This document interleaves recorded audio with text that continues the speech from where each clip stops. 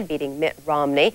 Barack Obama topped the Democrats by a significant margin, defeating Hillary Clinton, the once presumptive Democratic nominee, and John Edwards. Steve Handelsman has the latest from Des Moines. You know, I wasn't sure that I would ever be able to love a state as much as I love my home state of Arkansas. But tonight, I love Iowa a whole lot. Mike Huckabee was helped by Republican turnout that was heavier than in 2004. This was Weeks Middle School, southeast of Des Moines. More first-time caucusers favored Mike Huckabee, who urged Christian conservatives to caucus. By nominating a candidate who will be able to go the distance and who will be the best president on day one. I am ready for that contest. Hillary Clinton also counted on a big turnout.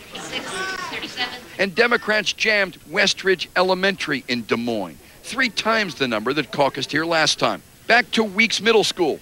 Barack Obama, too, courted new Iowa voters and independents who came to Democratic caucuses tonight to vote for him. His win was convincing. Tomorrow, all the top candidates will be in New Hampshire. So far, none say they will quit. Barack Obama's got a shot at 2 in a row. Mitt Romney hopes he can notch his first win and stay alive on the Republican side. I'm Steve Handelsman, NBC News, Des Moines, Iowa. And we bring in 27 News political analyst Dr. Bob Beatty now. What a bizarre scene. I mean, holding up envelopes like this with just townsfolk stuffing in. Yeah. You know, you think you're voting for, like, I don't know, school council or something. I won't disagree. The Iowa caucus is really a strange animal, and to see people voting with envelopes and pieces of scraps of paper and raising their hands, it may be time to reevaluate the Iowa caucus. But the fact of the matter is that it has become the most important political event to start off the election cycle in America, and it will be reevaluated. But certainly this caucus is very surprising. I would say, first of all, it's very surprising on the Republican side, because Mitt Romney has spent millions, possibly up to $15 million in Iowa alone. And Iowa's not a big state. That's a lot of money to spend there. And he was supposed to win this. And all of a sudden, a guy with the last name of Huckabee out of Arkansas defeats Romney. On the Democratic side, also an interesting name, Obama, a guy that just a few years ago was a state senator from Illinois, defeats the former First Lady and New York Senator Hillary Clinton. So yes, some sort of surprising results. What this does, though, is, as you mentioned, it sets up for good primaries, because these are some good, interesting picks. Right. In previous elections, you're exactly right. For example, 4 years ago, John Kerry wins the Iowa caucus, and he's got the nomination.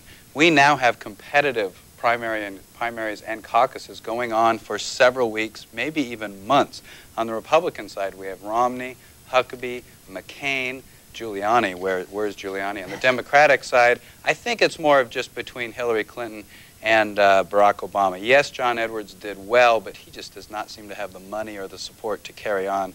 But clearly, Barack Obama does. Where is Giuliani?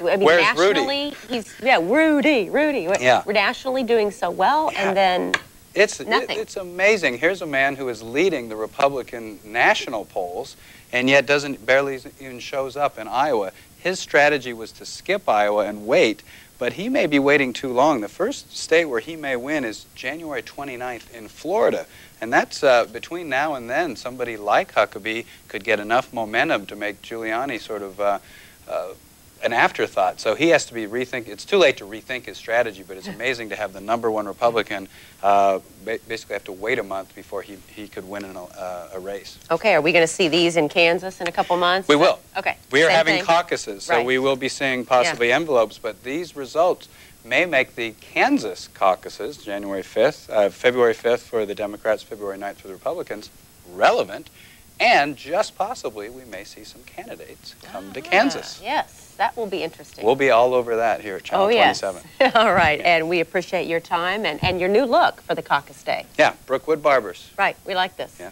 We like this. All right, we're going to go with that. Thank you very much.